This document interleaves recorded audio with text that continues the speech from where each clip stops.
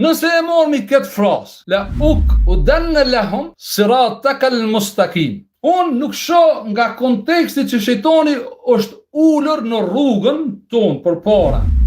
Kjo sirat mustaqim, rruga e drejtë, nuk është diçka e prekshme që pasardhësit e iblisit ose iblisi do të ulet në rrugën tonë drejt që quhet siratul mustaqim, sikur se të bëheshte fjalë, por uljet prekshme të iblisit, atëherë fraza duhet të ishte la uq'udanna lahum një para fjalë do të marrë para kësaj sirat, bisirat takal mustaqim, ose një para fjalë tjetër ala sirat kal mustaqim.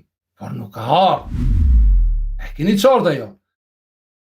Që të më kuptoni tani se unë jam në rrugën mustaqim dhe unë po ju ftoj edhe juve të bashkangjiteni, jeni me mu në rrugën mustaqim, në rrugën e drejtë, që ta fitojmë xhenetin bashkarisht, dhe të jem me juve bashkë në xhenet, ju shoh edhe juve aty ku jam unë, atëhere me në lajmi nga surja Yasin, ta jeti 16, ka dallim ahd edhe mithak.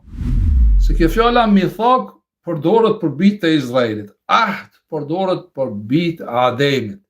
Përkthimin e keni, o bijtë e Ademit. Nuk po thot o bijtë e Izraelit, o bijtë e Ademit. A nuk ju kam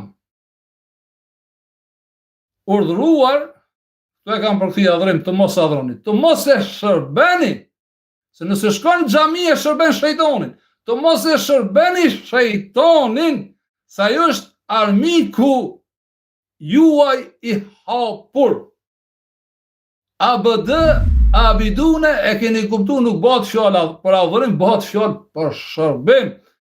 Kurse lidhja jonë me Zotin është ajeti 5, kur themi iyake, vetëm ty na budu, ta shërbejmë, dhe vetëm prej teje kërkojmë ndihmë, prej Zotit vërtet, të ai që e kontrollon frymën tonë, të ai që e kontrollon gushën tonë.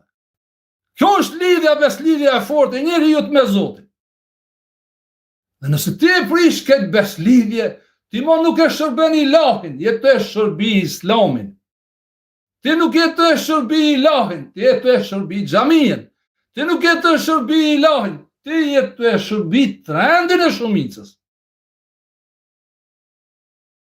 Dhe ty të ka morë shejtani me veti, që i ki armik të hapur, dhe Kurani ta ka dhonë lojmin dhe të ka kallëzu.